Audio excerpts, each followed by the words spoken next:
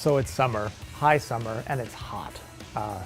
As they say, Africa hot. Well, maybe not Africa hot, but it's certainly Spain hot. And when I think of Spain, I think of sangria. It's just the way my mind works, which is a wonderful cocktail, a wine cocktail that uses wine, a spirit, and fresh fruit.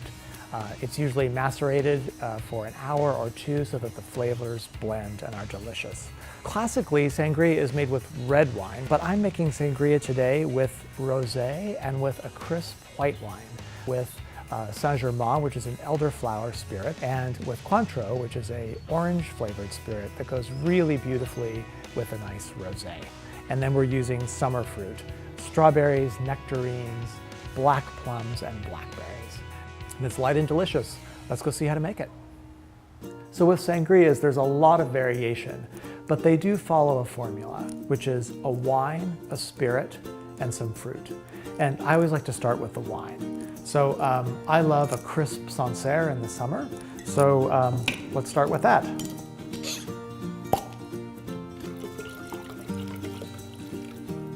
So then we'll add our spirit. This is Saint-Germain, which is an elderflower liqueur. And it goes very well with sort of crisp, citrusy white wine. So start with about 1/2 cup and go from there. Some people add sugar to sangria, but don't do it unless you really have to, because it tends to obliterate that delicate flavor of the wine, particularly when you're working with whites and rosés. Now for the fruit. To this, I'm going to add blackberries. I like the color contrast, and I think the flavors go really well too. And then take your spoon and actually muddle some of the blackberries, just to crush them up to release their flavor. Not all of them, but just get the bottom bits. And I'm going to add also sort of super ripe, almost black plums.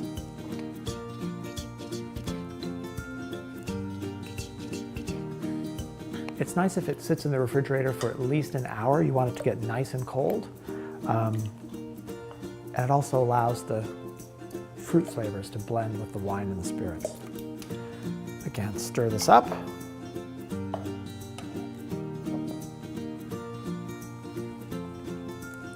That's good, that's very nice.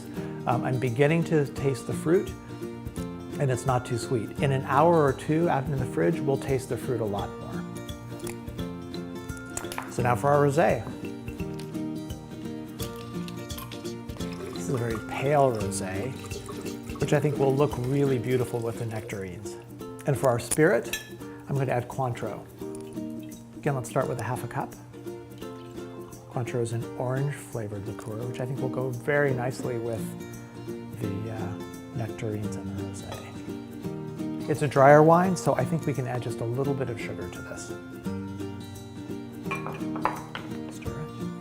While that's dissolving, let's cut up our nectarines. Again, for sangria, you want to use the ripest fruit that you can find. Because these are so juicy, I don't think we need to muddle them at all. I think that'll be fine. And some strawberries. So just nice bite-sized pieces is good. Stir this up. Looks beautiful. Give it a taste. Good, I don't think it needs more sugar. And again, the nectarines will infuse this in the refrigerator. So these have been chilling for about an hour, and so let's stir them and taste them again. See how we're doing.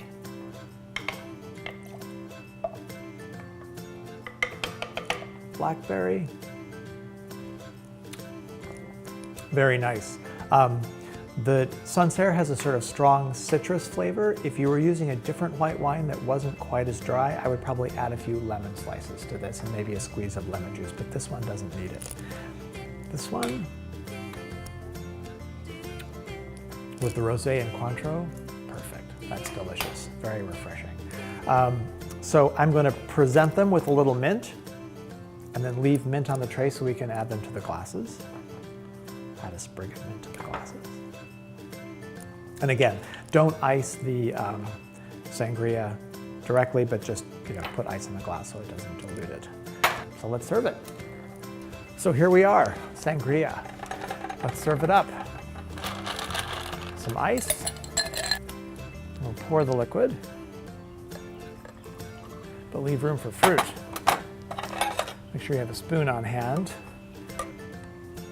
Get some of that plum and blackberry. And there we go. Cheers. Now for our rosé and nectarine and strawberry. Pour some in the glass.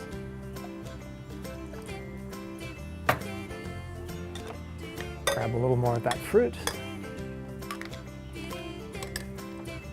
There we go. Cheers. Happy summer.